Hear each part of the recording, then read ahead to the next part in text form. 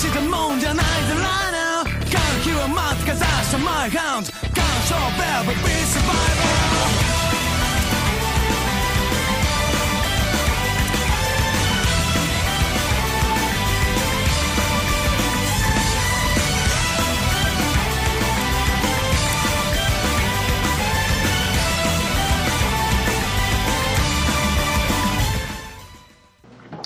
Konnichiwa, bitches. Time for another episode of Anthony's Anime here on the Gods of Anime channel. And I'm going to be talking about a little movie that I watched recently that I had no expectations for whatsoever. That I have no...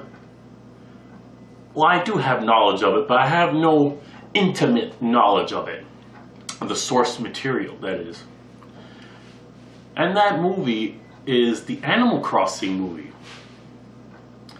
Now, I don't play Animal Crossing. My girlfriend does. She's fucking obsessed with that shit. Lots of people are. And she and her sister is obsessed with it, her friend is obsessed with it. It goes on and on. It's crazy. The hold that this game has on people. I guess I can understand it, but I also can't understand it at the same time. So why did I watch this movie? I don't know why I watched it. It's just something else. I was curious.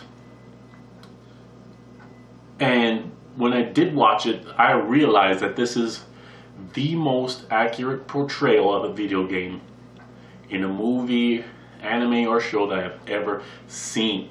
Live action or animated, doesn't matter. The most accurate portrayal of a video game I've ever seen. For good or bad, it depends on your understanding, your familiarity of Animal Crossing. Now let's talk about the story. The story, if you could call it a story, is basically a slice of life anime, just like the game is. You move into a town, you make new friends, you do your job, you go water the plants, you go dig up fossils, you talk to people, you set up your house, catch bugs, go fishing. Whatever you could do in this game, you could do in this movie. That's what they show in the movie. And you would think that, that's going to be boring, but they structure it in a way where it's decent, it's good. The story moves along very nicely. Of course, they add some more over-the-top things that the game doesn't have, like that one scene where they're climbing up on that Seismosaurus fossil and it's falling down and the rocks are falling. That doesn't happen in the games. But, for a movie to be more interesting, to have a little climax, you put that in there. But all the other stuff is perfect to a T. Perfect. And in terms of the characters, I really want to know how they came to settle on these particular characters, because there's like over 300 different characters in Animal Crossing that you could come across. And they're random. So why did they pick? Did they pick these guys at random too? The elephant girl, the cat one, the Apollo, the wolf girl, like the Tom Nook and shit, they're supposed to be there anyway because they're in everybody's game. But the villagers themselves, how did they decide? I guess they decided on how their personalities are, and they fit.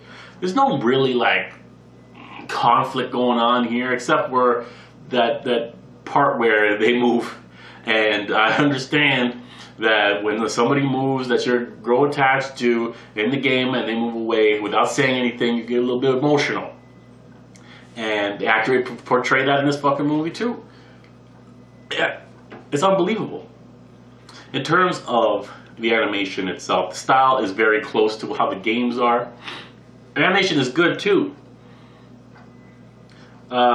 Nicely done, simple, cute, colorful, fluid in some areas. It has some budget to it, but like nothing in this movie is crazy enough where you need like really fluid battle dynamic shit, you know what I mean? So it's not necessary. It's just the way this movie and the game is. Like I said, slice of life. Just doing what you do in your life every day. So it fits that. Now, the music and the voice acting. The music is ripped straight directly from the games. So all these themes that you hear in the game and you recognize in this movie, like the museum theme, the main theme, all that sort of stuff. The coffee shop theme. List could go on and on. You'll be like, yeah, it's like I said, totally fucking accurate. And this is only available in Japanese. I don't know why. This should be brought over here. This should be dubbed. Because the Professor Layton movie was dubbed and brought over here. Why isn't this movie brought over here? It's weird to me. It's really weird. Because I think there's a fan base here in North America for Animal Crossing. I don't see why this wasn't brought over. Nintendo should really get on that, get some distributor going, some publisher, whatever. But the Japanese voices are very good, not overly cutesy and grating and annoying to your ear, so they're good. They serve their purpose. Now, in terms of rewatchability, or my recommendation, for somebody who doesn't play Animal Crossing, they have no knowledge, they have no interest, there's no reason to watch this movie. This will not change your mind.